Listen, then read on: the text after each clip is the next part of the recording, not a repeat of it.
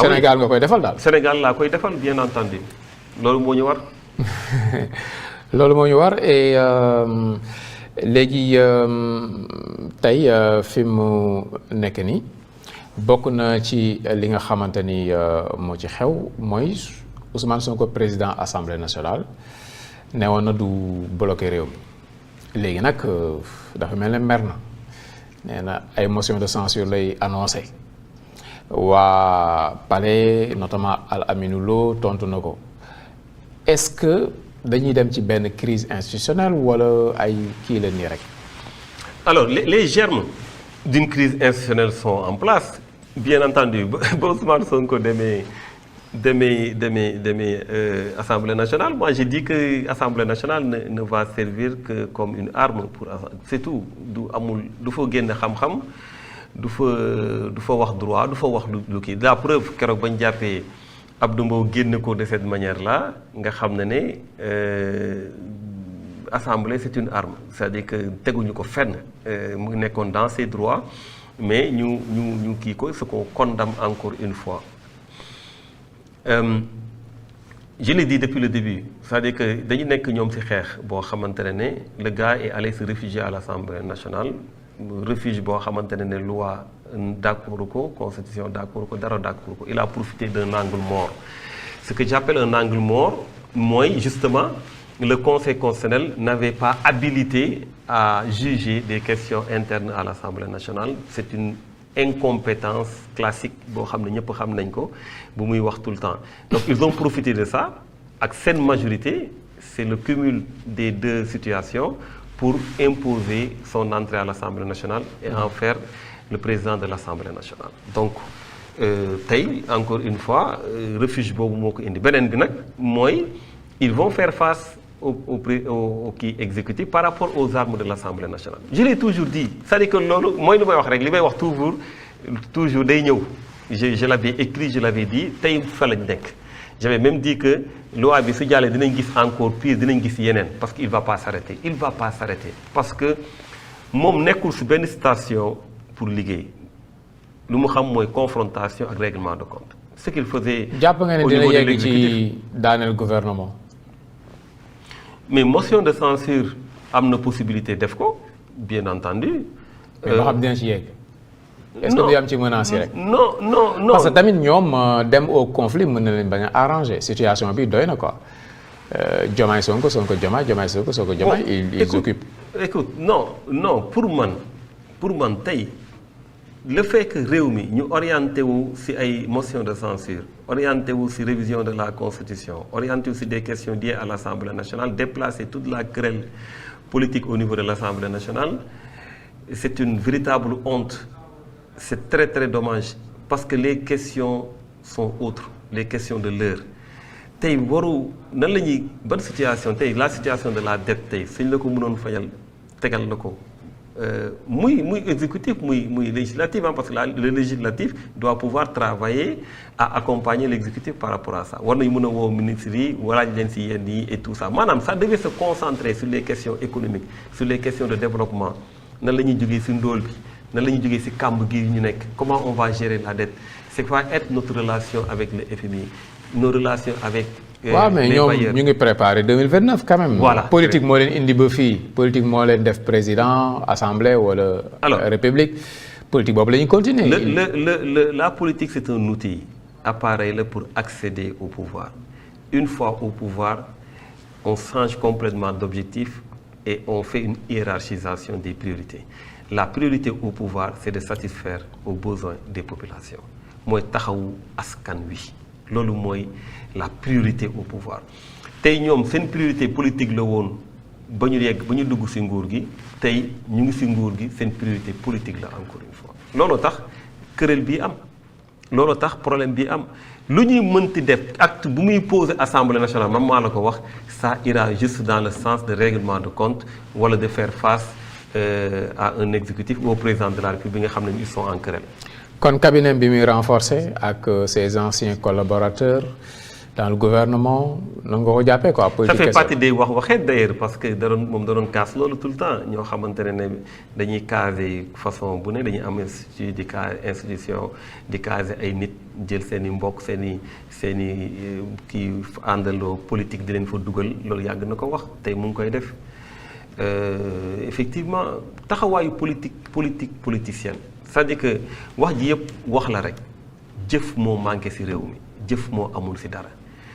jox ma un seul domaine boo xamante ne mun nañu wax ne domaine bii ñoom de échoué nañ fépp waaye domaine bii moom macha allah moom laay wax souvent indi wuñu koom-koom indi wuñu jàmm xam nga bu njëkk ba doo am koom-koom doo am dara sa poche mais da ngeen di cotiser naan seen attaaya wala def am ngeen jàmm ñoo Sénégal dañu naan Sénégal dafa bëgg jàmm mais tey ku si ne mu ngi naan soo moytu ñu delluwaat si événement 2021 soo moytu ñu delluwaat si ku ne mu ngi am inquiétude amul indi wuñu koom-koom indi wuñu jàmm finalement lan mooy seen njëriñ ci réew mi xam nga loolu mooy le véritable problème wax ji bëri ji yëpp pour lan la est-ce que wax dañ koy lekk comment tu peux durant tout ba nga nekkee opposition nga dinaa def lii dinaa def nga ñëw au pouvoir tu prends 1,770 milliard def sa poche 5 millions par jour di dépenser nu mu la neexee te mënoo doo ko justifier wut ay oto yoo xamante ne chaque jour soo gisee waa ji mu changé oto chaque jour ak oto bu muy dawal mais loolu yëpp Sénégalais yi di xaar ñu régler seeni problème 1,770 millions yi xam naa ne kii na la de non mais loolu dama la choqué quoi man dama choqué c'est choquant. mais renoncé woon na si salaire am quasiment. mais c'est encore beaucoup plus choquant c'est encore beaucoup plus choquant et puis quand tu viens moom c'est que aussi ñu muy waxal ñoo ko may nag wax dëgg yàlla ñu muy waxal te ñu koy déglu vraiment ñoo ko may comment tu peux prendre 1,770 millions de nos deniers publics ñëw taxaw ak sa gars yi naan leen way man maa ngi doon dajale sama salaire yegg na 100 millions léegi sax mu ëpp ko sax alors que yow tu touches 5 millions par jour et tu vas dire non renoncer naa sama salaire mais ban logique moo am ak ban cohérence moo am si loolu moo tax je te le dis c'est fini seytaane nag wala je sais pas yàlla nag mën na lu ne c'est-à-dire que tey peut-être que mën nañ mériter yenn yi wala kii peut-être yàllaa xam mais si xool du point de vue de la cohérence képp koo xam ne bëgg nga Sénégal jàppale nit parce que du ma ne ñu ko jàppale ñëpp lii wala la déedéet ñu ci bëri si ñoom dañ ko jàppale de bonne foi dañ bëgg réew mi changer dañ bëgg changement sénégalais dañ ko bëgg damay wax souvent damay yërëm sénégalais yi parce que ku ñëw changement leen di jaay changement boobu ñu bëri moo taxoon ñu jàppale ko mu wax leen lii laay def mu toog une fois au pouvoir ngeen koy xool muy dérouler lu mu njëkk a def mooy jël alal teg lu mu njëkk a def d'abord mooy setal boppam si lépp maanaam li fi xew yëpp ay nit dee nañu et cetera duma si dara setal naa sama bopp mu jël loi d'amnistie bi jugement bi ñu teg ko mu ne moom génn na. deuxièmement jël alal teg si dugal si poche am wala kooku après léegi mu ne wooy dañu am dette cachée dañu am lii plombé toute l'économie de ce pays là te joxewul benn solution ban la wax ne moom lay génne. du la presse waaw presse bi lan la génne en termes de revenu. année bii nii sur les 4 mois on est à 62 milliards non à 63 milliards sur les 4 mois à 63 milliards xam nga lan la yàlla lañ doon wut. 762 milliards. on est très loin du compte très loin parce que presse bi mënul indi dara parce que dëkk bi dafa ndóol. waaw mais ñoom promettre nañ ne dinañ def plus de fiscalité beaucoup plus d'impôts en tout cas fii ak 2029. dañ dajale plus de 6 000 milliards voilà 18 000 milliards sax loolu lépp dinañ ko jël ci biir réew mi ci impôt yeeg voilà. mais moom laa lay wax d'abord trop d'impôt tue l'impôt pour commencer trop d'impôt tue l'impôt ça c'est clair pour commencer. deuxièmement impôt yeeg yooyu fan nga koy jëlee je donne un exemple très simple tu prends une entreprise boobu bés bu demee di am dara. nga ko fay ko par exemple la dette qui est du secteur privé est importante nga fay ko xaalis boobu mu fay si ay employés yooyu dem jënd si boutique yi jënd et cetera TVA yi day génn les salaires bulletins de salaire yi dafa am lu ñuy teq pour état impôt sur les sociétés da koy fay ak yeneen impôt foofu da ngay am xaalis mais su dee société boobu doxul su dee entreprise boobu tëj na par exemple fan ngay jëlee loo yokk impôt sa assiette dafa ndaw parce que tu vas vouloir élargir l'assiette. commencé nañ bàyyi chantier yi quand même. chantier yu si bëri tëj nañu mais ku xam dëgg-dëgg la réalité du secteur privé xam nga ne ñu bëri tëj nañu ñii ñu ngi licencié donc en retour yow mënoo am lu bëri tu n'as pas élargi l'assiette.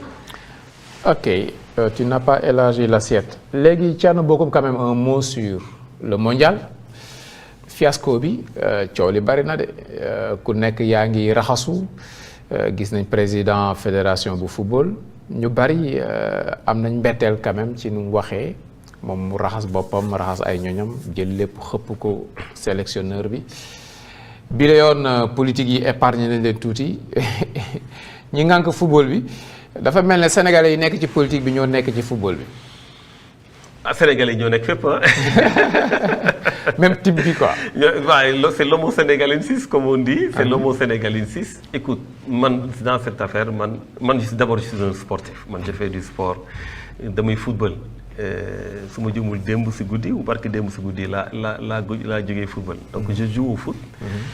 Je suis un passionné de football. Je suis pas nag quelqu'un de passionné des clubs ak yooyu maanaam ñu gars yi wax Barça Real la et cetera je me rappelle ma doon toog sama kër di liggéey parfois jékki-jékki dégg ay yuuxu quoi ma wàcc mais qu'est-ce qui se passe ñu ne ma non Real Barça booy daw actuellement je n'en sais rien du tout.